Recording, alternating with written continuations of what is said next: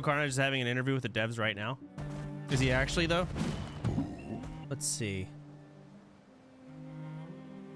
Philosophy. We just agreed with them on pretty much. Oh, everything. drop frames. So even if it wasn't like the biggest one we could have gotten, CEO, creative director. Also because as it's smaller, and we are a small company, it's easier to talk like human to human rather than have like layers and layers of hierarchy. Bureaucracy. Yeah, exactly. Yeah, It's a huge problem these days.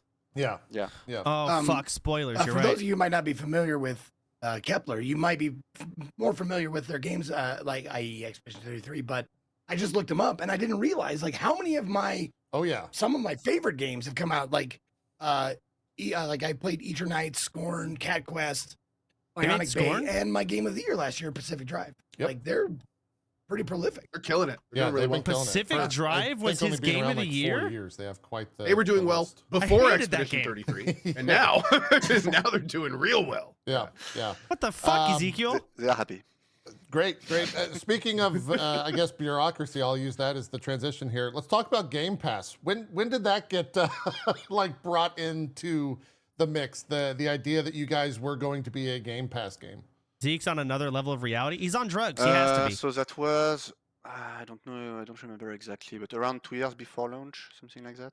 Oh wow. Okay, so pretty early on. But I'm very bad with dates, so I'm probably misremembering. That was his game of the not too early, year? but not too late. It was like the game was already like in a very, very good. Wasn't that Baldur's state. Gate? It looked final for real. Okay. But yeah. Is that the type of thing where like you guys are pitching to them, they came to you via like a GDC thing where they saw a vertical slice? Like what was that conversation? I'm not even sure because it's Kepler that handled it. So got it. Okay. BG3 was 2023. What one game of the year? The next was it Elden Ring DLC? I guess one more question I have on like the business side of things. We always kind of talk about, and it's becoming more of a conversation point now within the industry, the price of a game, right? I think $80 2024 doesn't count. It's not a real year. The big point right now. People are saying they may even go up to $100. Everyone's saying how much is GTA 6 going to cost? For you guys, how did you decide $50 was going to be the price of your game? Is that like a long process? Is it just what makes sense? Like it seems like you guys were somewhat vibe centric in terms of how you approach everything. Was this also a vibe of like, I think 50? What do you guys think? Like how was that process? That was pretty much exactly what you described. Just, what seems like a good price, 50? Yeah, 50, let's go.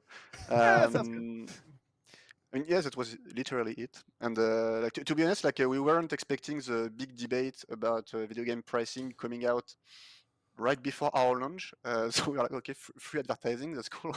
Yeah. But like it was not premeditated. No, like for us, like once again, we are a small team. We are also like quite a small budget compared to other games. So it just seemed fair, like the quality that we bring versus the size of the team and the cost of the production. So yeah, so it's just to reflect basically also the spirit of the team, because like our goal and also the goal with the Game Pass was to have as many people be able to play the game as possible, even if we make a little bit less money. But in the end, like it's also like a matter of number of people. You don't make less money. You get more sales by making the it works cost out cheaper. in the end. But yeah, I think just sending the message also that it's not made by a studio. Their game was so successful that pricing is important. Sure. Yeah. I think just many people would probably buy it if it was 60. They probably did make less. Let's talk about some of the folks that worked on the game, because you seem odd stories of people doing things for the first time seems to be kind of a running narrative with you guys. Let's start with Jennifer, the lead writer, a former private equity investor who applied to be a voice actress from a Reddit ad, and now she's the lead writer on your game. As you do. How, like, what the fuck, man? That's how does that happen?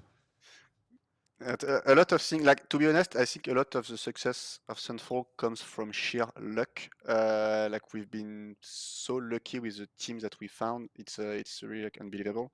So if we take Jen, for example, so the full story is that I was making the very first prototype, and I needed some voice actors, except like it was not paid, it was just like a passion project. So I went to a Reddit where like voice actors just like voice a passion Reddit? project, like also Okay. just to get them in the game. Guys And finding Jen voice was actors on one of Reddit them, and she music on was, SoundCloud. playing Mael and Lune, who were characters that were already like in the first story, even though we rebooted everything after. But yeah, so we just vibe together again. Like, just we were talking a lot on Discord, and she was super interested in the story. And I know that I was also looking for someone to co-write the script with me. And like, we just vibed along very well. She was super interested. We just chatted and vibed together, and turns out she's also an amazing writer, which helped. And then yeah, basically she's been there since the beginning. Wait, and the she didn't do Shadowheart only voice actress is the actually going to writing just part, be she like, also did the voice she's like the producing, token, the took free care of all pass the localization to get Game of the aspect, Year. like coordinating with all If the she voice localization acts in your agencies. game, Wow. you might get it. So, yeah. Baldur's Gate, no, That's this one wild. probably. Superstar, man. Yeah, Jeez. yeah, Jennifer sounds like a superstar. Absolutely. Awesome. We are, to be honest, I still Is can't she, believe how is she in lucky we have Elden Ring been. too? Really, I like, didn't even know that. genuinely mean it, with the people we hired, because like a game is just the people behind it who made it. And Latenna? I don't know like, who Latenna is. to make this The game, wolf I chick? can't really express Okay. how much I love our team. And she's It's, actually it's busted. a blessing to work with them. Yeah, that's absolutely crazy. Small role. I mean, There's not a lot of doesn't stop dialogue in there. Elden Ring, to be you're fair. lead composer for the game. Lorian Testard, I think is how you say it. You found him on SoundCloud.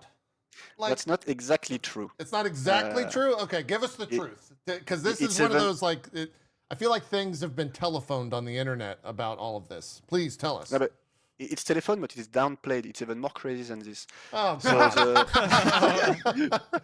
you got me. Wonderful. Please. the full story is that I was looking for a composer, and one night I went to like one very, very obscure indie gaming forum with like 10 people on it. I don't know, absolutely nobody.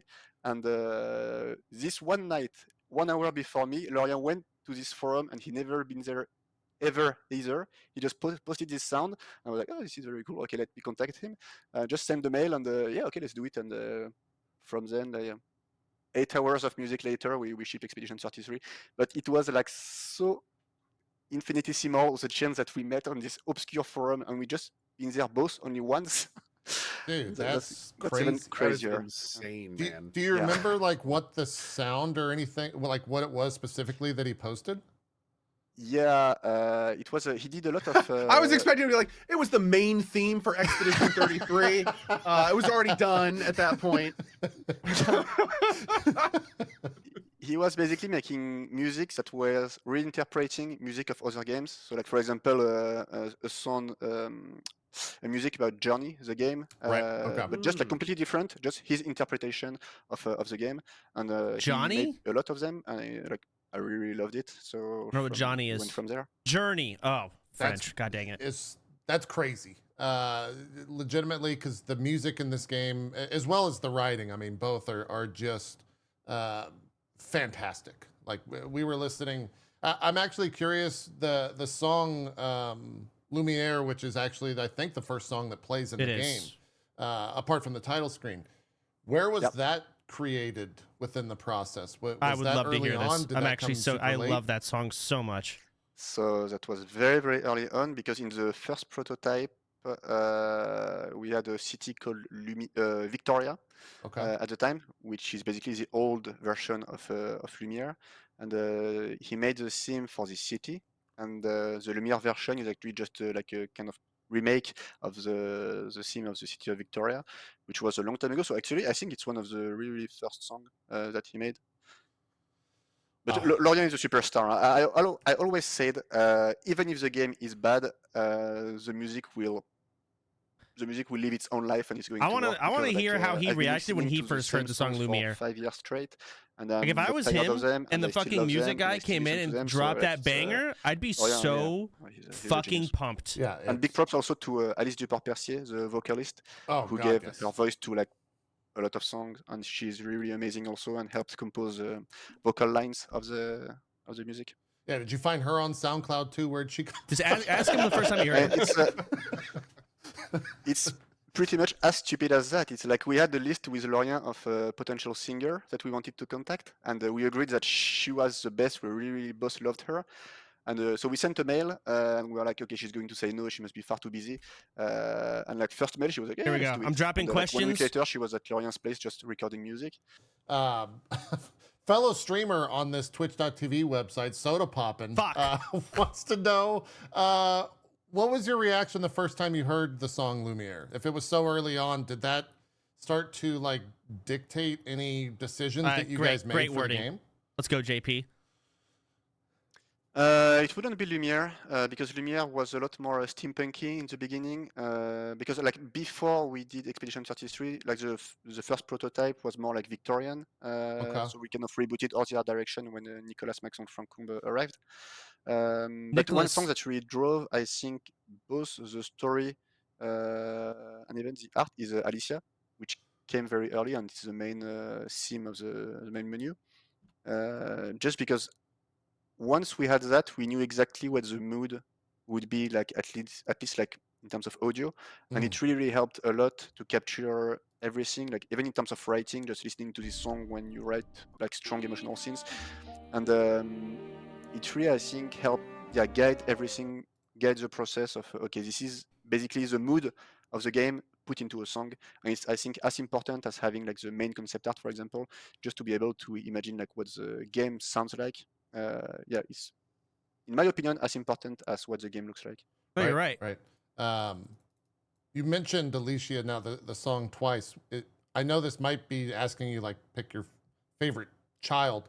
Is that your favorite song on the soundtrack? The one that you, I guess, relate to the most, or think of the most? Yeah. I mean, it's one of the first one. It's the one where I was like, okay, the music of the game is going to be amazing. When Lorient sent it, and it was quite early on, like I have very, very strong like emotional attachment to this music. It's I think it's one of the best music ever made for me. Like I've been, like as I was saying, like I've been listening to it for 5 years, pretty much every day, multiple times, and it's. Like He's got to hate it by now. This music, these songs have to be like fucking how I feel about espresso on the radio at this point. I could say that my viewers have been tormented by my humming of Lumiere, and I'm sure Ko was doing this as well on his stream. A little bit. So can kind of relate with a song just getting stuck there. So let's talk about the combat. The goal was kind of always to be turn-based, but like I was about to close it, when but now did the I'm idea curious of again. like making it more active with the dodge and parry system come into the process? I wonder if they actually started with that as a thing. Super early. I can't remember when exactly, but basically I was playing Sekiro on the side when I was working on learning Unreal. So I had my turn base in place, and just like one night I was just like, why can't I parry in my game? That is boring. So I just like tried to implement. It was very, very rough version of a dodge, and like in the beginning it was quite different because it was more like a QTE with like a gauge going from down, like up to down, and you had to dodge in the last fraction of the bar. So it was a bit different. This was like kicked out quite quickly, but I mean it went through a lot of iterations, but it was there very, very early on, and I think that's also what helped us a lot in terms of design. It has to be kind of ground up. As soon as it was implemented, I if was parrying like, okay, and dodging weren't in the game without they would have to reduce all the enemy's damage. They'd have to change healing. All the other turn-based, even though I know like I think you could do it in Mario RPG. I'm not sure. Finish the game without taking damage. Yeah, there was some active blocking and active dodging in different JRPGs, but not to this extent. Yeah, exactly. And actually, the funny thing is that every time people see the dodge and parry, they say, "Oh, this is like Paper Mario." I didn't play Paper Mario before before making this system, and it's Francois, our producer, who is like the biggest Nintendo fan in the world. When I told him, "Yeah, and I have a parry and a dodge, and it's super unique," he said, "Yeah, it's Paper Mario." Like, What? no, it's Sekiro. It's Sekiro. Like, what are you talking about? Exactly. But I mean, you can do that with a lot of video games. Like, you have jumping in your video game. That's Mario. Yeah. Yeah, true. Shut up. True. Mario did it. Mario did it. A very, very important follow-up about the combat. Why are people that use dodge instead of parry lesser gamers? How do you... Honestly, just people in general. Just people in general, yeah. Like, why are parriers just Why is better? dodge in the game? Why is it in the game? Yeah, it's true. Have you thought about removing dodge in an upcoming patch? There we go. Whenever we see someone dodge in the studio, we are all face palming ourselves. It's not supposed to be a thing. People who parry are clearly superior. There, I said it. Yeah, and we're considering a patch here to remove the dodge and even like tighten the parry window a bit because it's a bit too big right now. Yeah, the game's Oh kind of my easy God. to be honest. No, hold on a second. Hold on a second. Before we go crazy here, before we lose our minds about getting the dodge out of there, not all attacks are parryable, right? Not every single one. There's Like a some jump. you have to dodge, yeah? No. Right? No. You can parry everything. I mean, there are some where you have to jump. You have to Wow, jump. Zeke, that was a pretty dodge. crazy roundabout way of telling us that, man. Yeah. Yeah. Well, Having some trouble with old X33, buddy. There are some attacks that don't seem parryable. God damn Everything it. is parryable. You have just added hours to my playthrough, and I hate you for it. That's I hate right. you so much. Yeah. Oh, wow, I froze. There we Yeah. go. Now, another follow-up to that. I need the name of the dev that decided that people should attack. Then attack. Who decided all of the feints? Because That's how I attack. Oh, the feints. Come on. The feints I are need a name. fucked. I've only had Some one of those enemy are so far with BS, feints. man. Yeah, it's so most of our combat animations have been done by actually a Korean team. Same stupid story if you want it. Like Let's we hear have a it. team of All of them. like. So stupid story is we knew what we wanted for the battle, and I had a very clear vision of what kind of animation I wanted for the battles. Except like in France and even in Europe, like I couldn't find a single animator who like did this kind of animation. So I was just like looking through YouTube, like through animation reels of animators and stuff, and very often I was like, okay, this is cool. Okay, this guy is Korean. This is cool. Okay, this guy is Korean. And like I just watched like 25 reels in a row, and I said, okay, just Korean reels, and they just do exactly what I need. So basically, I took a list and I sent mails to like 200 Korean animators or something like that, and one answered, Sang-yoon, our first animator, and he's absolutely brilliant. Wow. So he started by himself, and then as we like, grew in production, he just like invited his animator friends to join. To have a Korean so team. all of them were working like kind of not even part time. They were like freelancers, and they had a job on the side, and they were The just, like, Korean team to animating help them make for expedition feints. for fun. I mean, This is of course, crazy. They were paid, of course, but it was their side job. And yeah, so they basically had a lot of freedom on how to do like the wind up and everything. Generally, they will have a brief of like, okay, here you can be a little tricky with like the third hit, for example. But sometimes they went a bit crazy by themselves, and I think it gives the game a bit more flair and yeah, charm. But if you want to blame someone, you have to take a plane to Korea and find them. All right. Good luck. I had a Go ahead, Zeke. You've probably been asked this before. It's just a real short question. I heard like a rumor, like you said you were playing Sekiro. Someone said you were a Sekiro speedrunner. Is that true? Bad speedrunner, absolutely not among the best, but yeah, that's true. What's your time? That's awesome. It was like 3 hours and something. But people are like under 1 hour now, so it was like I wasn't professional or anything. It was just like for fun. That's still I had crazy. nothing to do. Yeah, that's wow. Okay. I had a very like when go ahead. Sorry. No, I had a very deep relationship with Sekiro. Like I was just absolutely addicted for at least 6 months. Parrying is life in games. That's it. No, the first time I fired up Expedition 33, they were like, "Oh yeah, the parry system. The guy who made this, like, he's a Sekiro speedrunner." I was like, "Get the fuck out of here! No fucking way." Turns out, I was wrong. A bad one, but I am.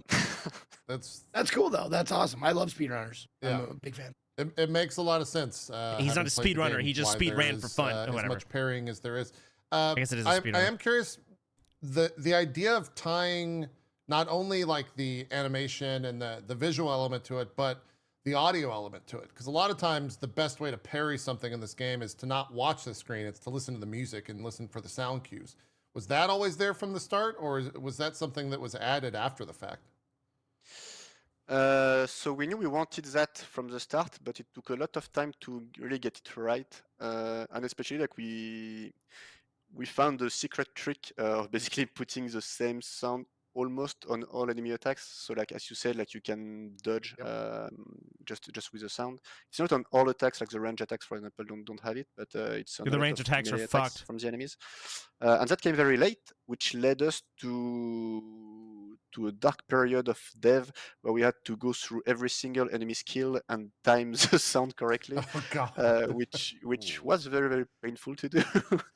Yeah, it came a bit later than we would have wanted, but yeah, I mean, it was okay. It was just really annoying to do, but yeah, it came a bit late. Yeah, well, it definitely worked out. Another very important question.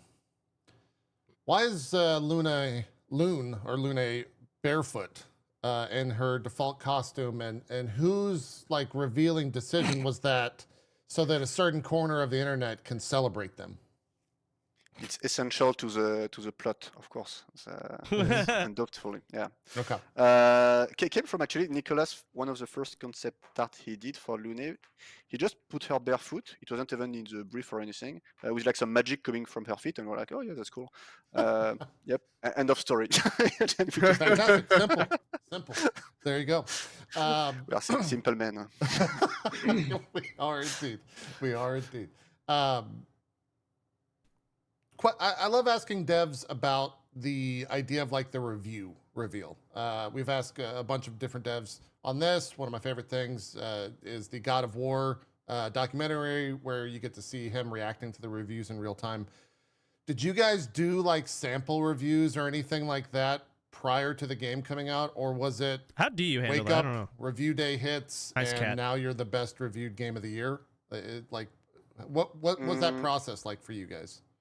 No, for us it was a complete discovery. Like we did some what we call mock reviews, but like a lot, which is basically like a fake review by a journalist that is paid to like just try to evaluate the score of the game. Yeah, that was at least 6 months before the final game.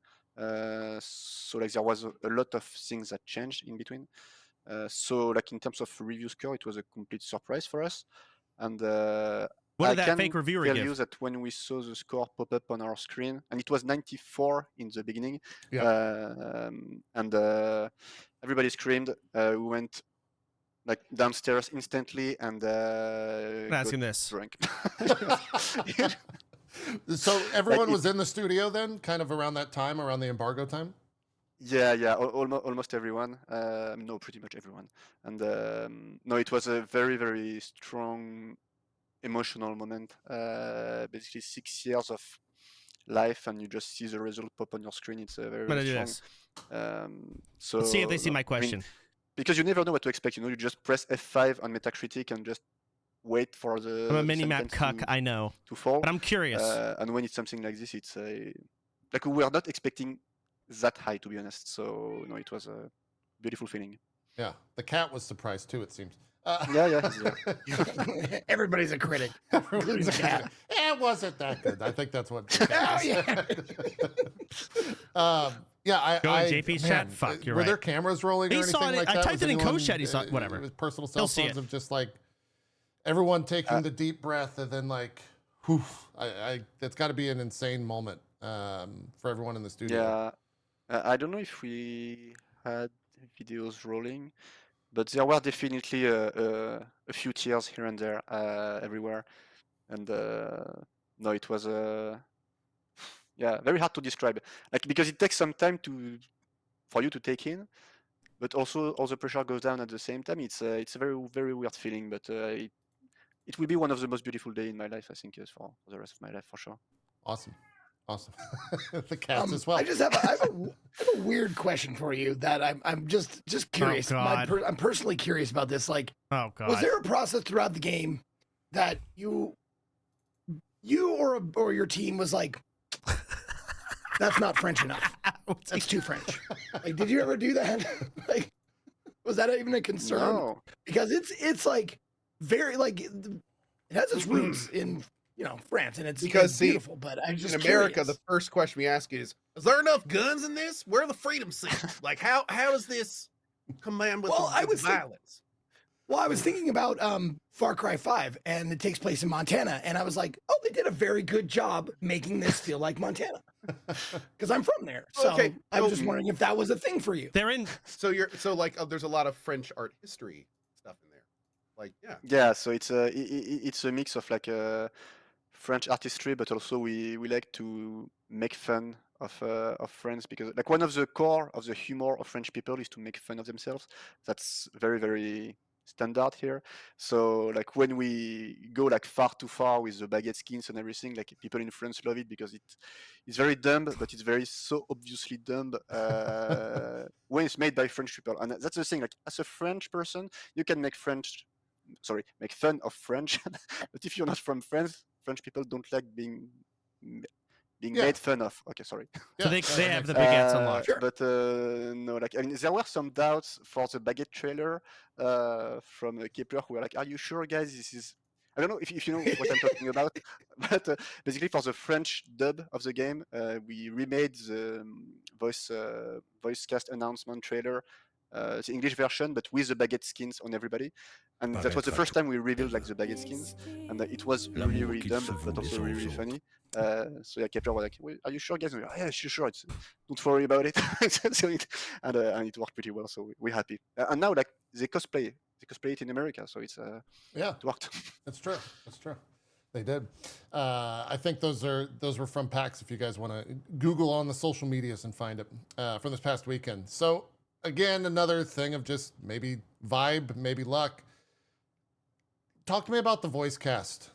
Was it always the plan to have like the most star-studded first game cast maybe ever? Like how did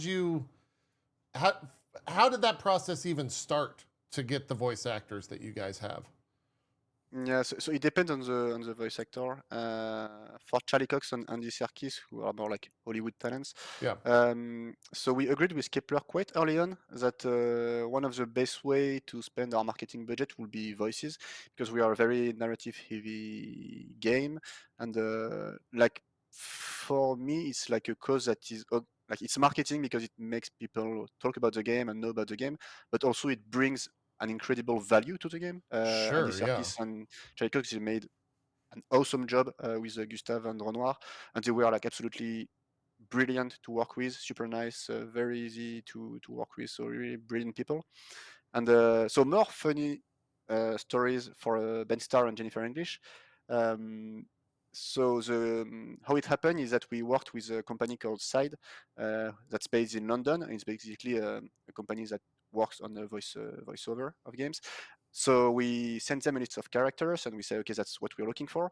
And they sent us back a list of auditions from actors with, but it was blind, so we didn't have the name of anyone at all. So we got like 25 tapes for mail, and like there was one tape I was like, okay, it's exactly this. This is what we need. And then like 1 week later, they told us, oh yes, her name is Jennifer English. Shadowheart. Wow. Yeah. She made the voice like slightly different, and I didn't play Baldur's Gate that much, so like I didn't really recognize her. Yeah. And but she's been absolutely brilliant, and like I respect her so much. Like her job as Mail is absolutely phenomenal, I think.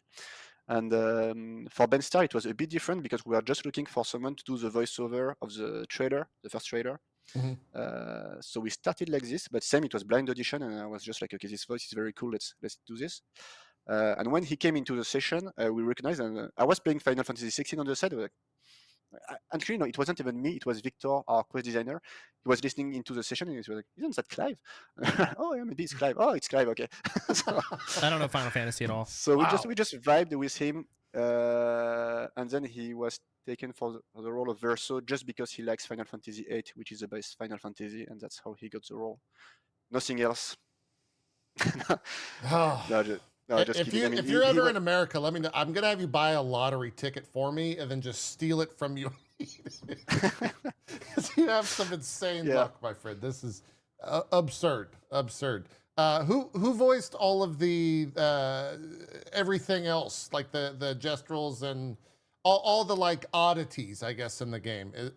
Are those other devs? Are those just voice actors? How is that? No, all the stupid, like non-English, non-French stuff is from the dev team. Like all the gestrels are dev team, pretty much. Okay. So it's just us going to the mic and. Are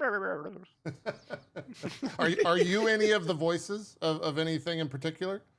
I am a few, including one. I don't know if I can talk about it. I will talk about it in a few years, but yeah. Okay. All right. If you listen closely to a very important voice in the prologue, you can maybe recognize me. Just saying. Are you? Wait, hold on. Let me just ask a question. Now I'm right. It'll be here in a few years. Are you? Nat, go find this now. Are you behind closed doors? That's not. Oh, you know the one you have to do 33 times. Remember? Anyone? Anyone do that? I don't know. Okay. Oh, you're the trash can guy. Yeah, the trash guy. No. You're not the trash guy? The trash can is Rich Kibble. Actually, the trash can is the same voice as Monoko. Oh, Rich Kibble. Yep. So Rich Kibble, did such a great job. Okay. You did an awesome All right. job. Well, now I got to replay the prologue. I guess I have to replay the whole game, honestly. I mean, at this point, yeah, that's all we can go do. through the prologue with the fine-tooth comb. Yeah, for sure. Figure that out. Someone in chat will. Some of the other characters in the game, like Esquier, where did that come from? Like, he's such a fun, kind of carefree, but also says like very poignant things, maybe unintentionally, but intentionally from y'all's point of view. Like, where did that start? And the follow-up before you even answer. I'm not gonna watch anymore because I feel like spoilers might be coming in.